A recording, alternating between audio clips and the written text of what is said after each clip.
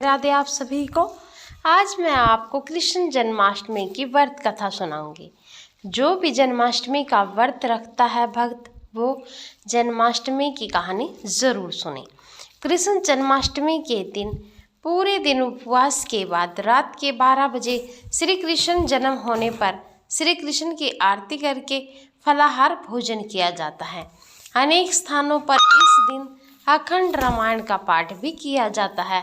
लोग कृष्ण जन्माष्टमी की कहानी सुनते हैं और रामधुनी भी करते हैं। जो मनुष्य भक्ति भाव से जन्माष्टमी व्रत कथा अथवा जन्माष्टमी की कहानी सुनता है, उसके समस्त पाप नष्ट हो जाते हैं। द्वापर युग में जब पृथ्वी पाप और अत्याचारों के भार से दबने लगी, तो पृथ्वी गाय का रूप बनकर सृष्टिकर्ता विधाता ब्रह्मा जी के पास गई। सभी देवता ब्रह्मा जी के पास गए और ब्रह्मा जी को पृथ्वी की दुखांत कथा सुनाई।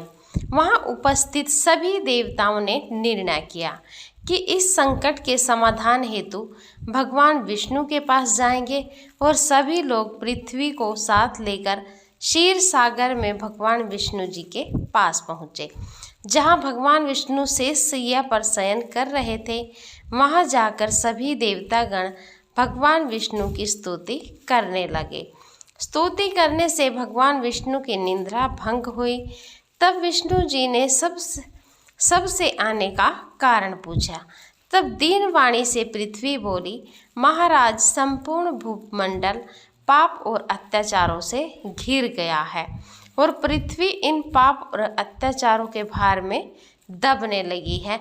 इसलिए कृपा करके इस संकट का निवारण करें। यह सुनकर भगवान बोले, मैं ब्रजमंडल में वासुदेव गोप की भार्या कंस की बहन देवकी के गर्भ से जन्म लूँगा। इसलिए तुम ब्रजभूमि में जाकर यादव कुल में अपना शरीर धारण करो। इतना कहकर भगवान विष्णु अंतर्ध्यान हो गए और देवता तथा पृथ्वी ब्रजभूमि में आकर यादव कुल के नंद यशोदा तथा गोपियों के रूप में पैदा हुए। इसके बाद कुछ दिन ऐसे ही व्यतीत हो गए। वासुदेव नव विवाहित देवकी तथा साले कंस के साथ गोकुल में जा रहे थे। तभी अचानक भविष्यवाणी हुई कि हे कंस, जिसको तू अपनी बहन समझकर अपने साथ लेकर जा रहा है, उसी के गर्भ से 8वां पुत्र होगा, जो तेरी मृत्यु का कारण बनेगा। इतना सुनते ही कंस तलवार उठाकर देवकी को मारने के लिए दौड़ा। तब वासुदेव ने कहा, कंस, यह औरत बेकसूर है और बेकसूर स्त्री को मारना उचित नहीं है। इसलिए जब भी देवकी के गर्भ से पुत्र का जन्म होगा, तो पैदा होते ही मैं आपको अपनी सब संतान दे दूंगा, तो आपको कौन मारेगा। कंस ने उनकी बात मान ली और वासुदेव तथा देवकी को ले जाकर जेल में बंद कर दिया। जब भी देवकी के पुत्र होता, तो कंस उन्हें मार देता। देवकी के सात पुत्र मार जाने के बाद 8वें गर्भ की बात कंस को मालूम हुई। इस बात का पता चलते ही कंस ने देवकी और वासुदेव को विशेष कारागार में डलवाकर पहरा लगवा दिया। भाद्रपद माह की कृष्ण पक्ष की अष्टमी को भयावानी रात के समय, जब शंख गदा पदाधारी भगवान श्री कृष्ण का जन्म हुआ, तो चारों ओर प्रकाश फैल गया। लीलाधारी भगवान की यह लीला देखकर वासुदेव और देवकी उनके सामने हाथ जोड़कर खड़े हो गए। भगवान श्री कृष्ण ने जब अपना बाल स्वरूप लिया, तब देवकी और वासुदेव के हाथों की हथकड़ियाँ टूटकर खुल गई। दरवाजे अपने आप खुल गए और पहरेदार सोते हुए नजर आए। तब वासुदेव कृष्ण जी को अपने साथ लेकर वहां से निकल गए। जब वासुदेव ने यमुना को पार करने के लिए अंदर प्रवेश किया, तो यमुना का स्तर बढ़ने लगा।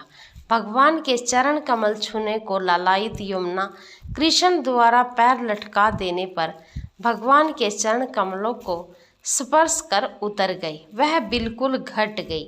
वासुदेव यमुना पार कर गोकुल धाम पहुंच गए। वहां जाकर खुले दरवाजे और सो ही यशोदा को देखकर बाल कृष्ण को वहीं सुला दिया और सोई हुई कन्या को लेकर चले गए।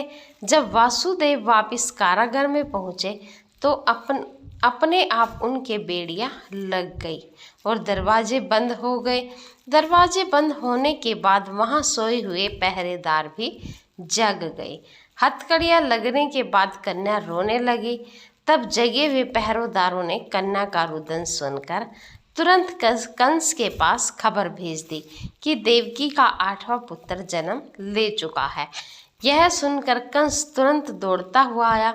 जब कंस ने कन्या को हाथ में लेकर पत्थर पर पटकना चाहा तो कन्या हाथ से छूटकर आकाश में उड़ गई और साक्षात देवी के रूप में प्रकट होकर बोली, हे कंस, तुम्हें मारने वाला तो गोकुल में पहले ही पैदा हो चुका है। पापी कंस अब वही तुम्हारा वध करेगा। यही भगवान बड़े होकर अकासुर और तारकासुर तथा कंस जैसे क्रूर राक्षसों का वध कर पृथ्वी तथा भक्तजनों की रक्षा की। यह थी जन्माष्टमी की कहानी। कृष्ण जन्माष्टमी की कहानी सुनने के बाद भगवान श्री कृष्ण जी की आरती करें और आपको वीडियो अच्छी लगी हो तो कमेंट में राधे राधे ज़रूर लिखिएगा।